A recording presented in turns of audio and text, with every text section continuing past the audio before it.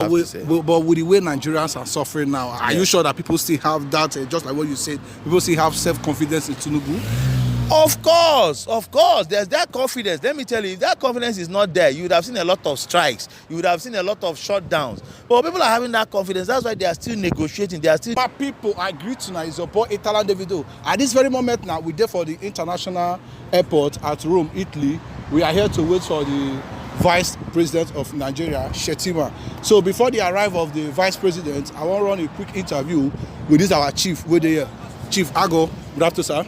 Yeah, good afternoon, my brother. How you want to address yourself to the audience? Well, I'm Crown Prince Chima Ibezim. Okay. I happen to be the president of Nigerian Association here in Rome. Now, what will be the first purpose of what did they bring our Vice President Shettima for this country?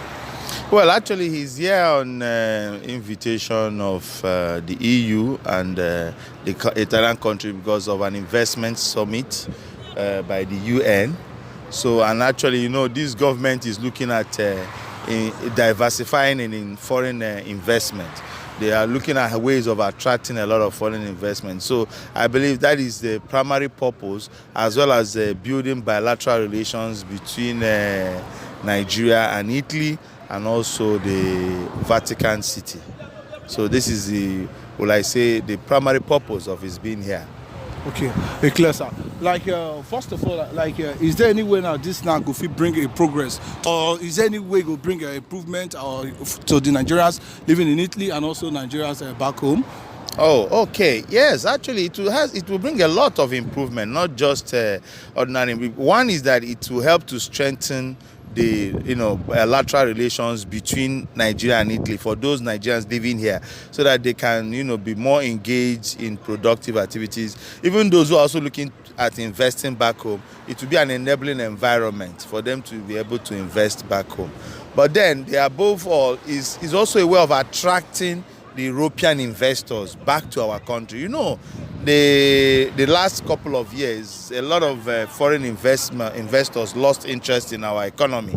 So let us be honest about it. But you can see that the new wave, the new regime, because we have a renowned Democrat and a politician of timber and caliber, someone who is rooted in investment and diversification. So you can see that this new government is being welcomed by the international community. So they are looking at coming in to invest into Nigeria, and his coming in is to give them that enabling environment, to tell them that yes, Nigeria is now open for business. They can come and do business in Nigeria, and that way they will better the lives of our people. And this problem of foreign exchange will definitely come down, and we'll have a better future for Nigeria. With the cost of things now for Nigeria now, and if we talk about the insecurity for the country, like you just said, those things if we bring foreign investors for Nigeria.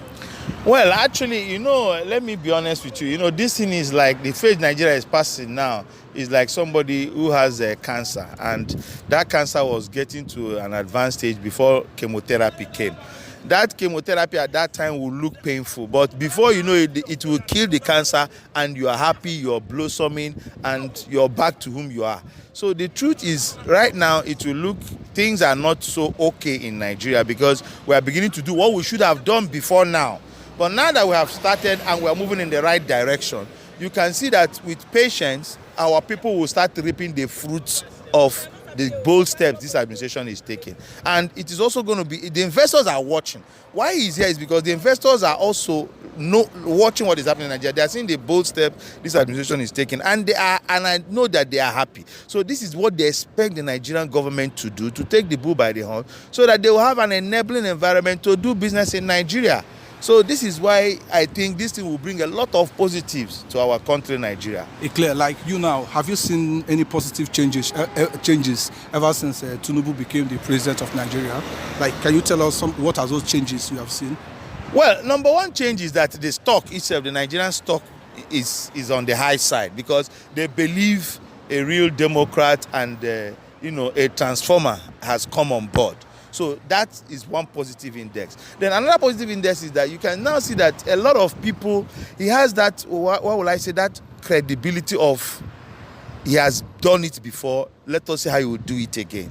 At least I have that. You see, if there's a government it would have been with what is happening now, a lot of people would have really lost their patience.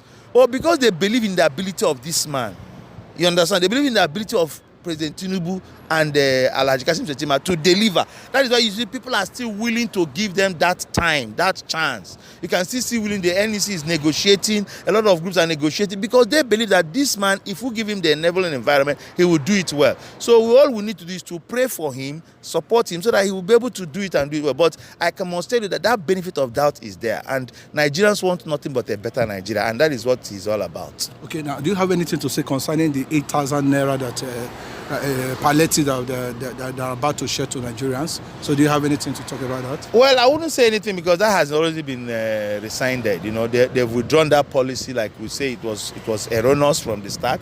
So I think it has already been withdrawn. So there's no need talking about it. I think we'll come up with something better, more comprehensive, more meaningful to Nigerians. So that is all about. You see why people believe in this our president. That's what he's one person that listens to the masses. He's one person that moves to adjust to the good of his people. So it is a plus. It's a plus for our country today because we have a responsive leader who doesn't just say, I've said it and that's it all. You know, and that was the problem we had in the past. But now we have a responsibility who say, my people are not happy with this. Why don't I do it this way to be better? So that is just what I think I have to say. But with the way Nigerians are suffering now, are you sure that people still have that, just like what you said, people still have self-confidence in Tinubu? Of course, there's that confidence. Let me tell you, if that confidence is not there, you would have seen a lot of strikes. You would have seen a lot of shutdowns. But people are having that confidence. That's why they are still negotiating. They are still discussing. Because the confidence is there. So with the way people are buying a liter of fuel for 600 naira, so how are you sure that the fuel price will go down to, let's say, because when Tinubu was campaigning, he promised Nigerians that a liter of fuel is going to be sold for 100 naira. But now, ever since he took over, a liter of fuel now is about 600, and they are also saying that in no distant time from now, it's going to increase to 700. No, let me tell you the truth. You see, the essence of removing fuel subsidy is so that it will be market driven. And very soon, a lot of local refineries will come on board, like the Dangote refinery, there will be modular refineries. And these things will cushion the effect of importation of fuel. That means we'll no longer be getting fuel at vis-a-vis euro to dollar price. We will now be getting it at a subsidized price because the local refineries are producing.